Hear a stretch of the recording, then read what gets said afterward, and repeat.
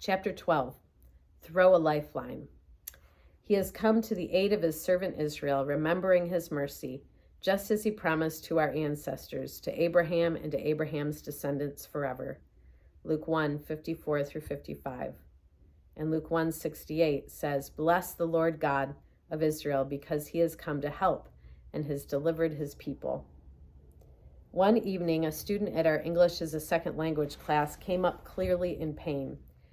Her usual smile looked more like a grimace, and with her teenage daughter translating, we discovered she needed a ride the next day to the doctor. In the process of communication, I asked her if she had my phone number.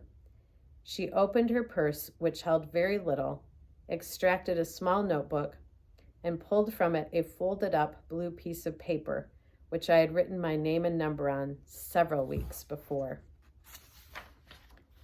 That paper struck a chord in me. A little paper with a name and a number, a lifeline, and it brought back a long-lost memory. This one could be filed in stories I don't think I ever told my parents. Many years ago, before anyone had cell phones, I did some crazy things.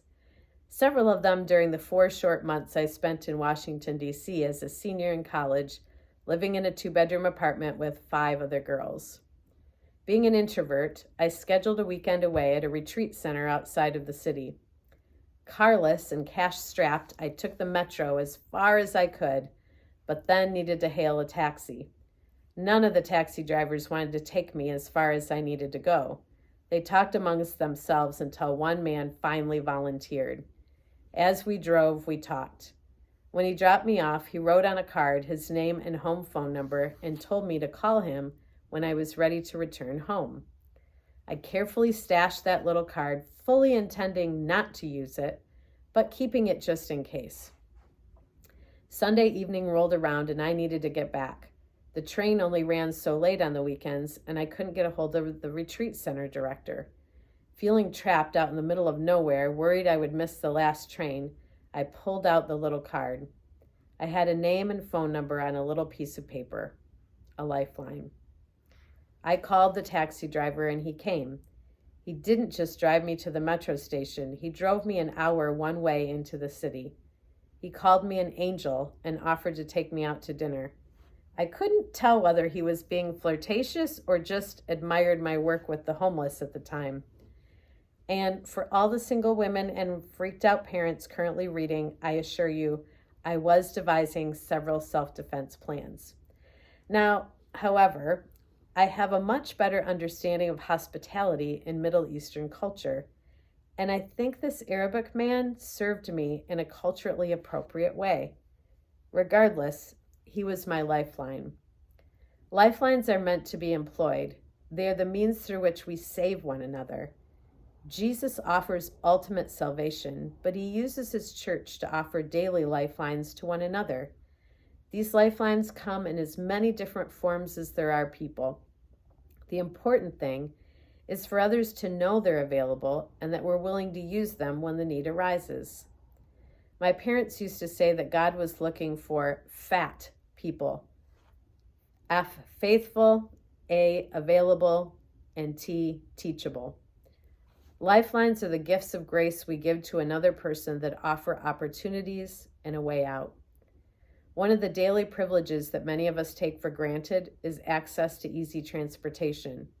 One of the first things my Washington, D.C. internship supervisor had me do when I started was ride the bus to our church. We met with the Community Resource Center and she dropped me off at the bus stop. It took her about 10 minutes to drive back to the office. It took me about 45 minutes, which included waiting at the bus stop, sitting through every stop as people boarded and exited, and walking from the closest bus stop to the church. Suddenly, something as simple as getting from one place to another took on a whole new meaning for me. My sister-in-law, who practices medicine in Atlanta, took this lesson to a new level by committing to walk to work every day for 30 days, regardless of weather or external circumstances. She ended those days with a new compassion for her sick clients who were often reduced to inefficient travel just to get to her office. Some of my ministry heroes are the drivers. the people who provide the ability for those without vehicles to get to a place of community and education. My friend Dave has spent decades coordinating and providing transportation to events at our church. In his 60s, he earned his CDL bus driver's license so that we could bring more students to our English as a second language classes. Week after week, he provides a lifeline of transportation, assisting students to attend a program and allowing teachers to focus on teaching. Have you written your name and number on a piece of paper lately? Have you clearly shown that you are available by answering the phone when it rings or responding right away to a text message? Do you have access to something like transportation that might be a lifeline to someone else? Lifelines offer practical support to someone who may feel that they are drowning. Rather than using them as a decoration, let's use them for salvation. Struggling people are all around us. It often takes only a few minutes of conversation to discover what is happening in someone else's life. As you hear the need, prayerfully think through what lifelines you may have to offer. You may be able to provide a listening ear over a cup of tea. You may be able to give a ride to a doctor's appointment.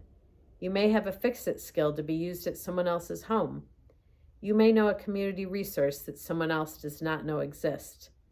When we make ourselves available to God, we have the privilege to throw out lifelines that make a life-changing difference.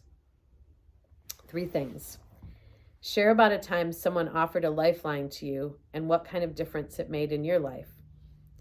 2. Read Ephesians 2, 1 through 10, but first read verse 10. Then read verses 1 through 10. By reading the last verse first, how does it change your perspective about what God has done for you? 3. Take a few minutes to think about what kind of lifelines you currently have. Do you have special skills, extra time, specific resources that could be a lifeline to someone else, but you hadn't thought about it in that way? Offer your lifelines to God for His service and look for ways to start making them available this week. Remember, we love by being available to provide lifelines to those who need them.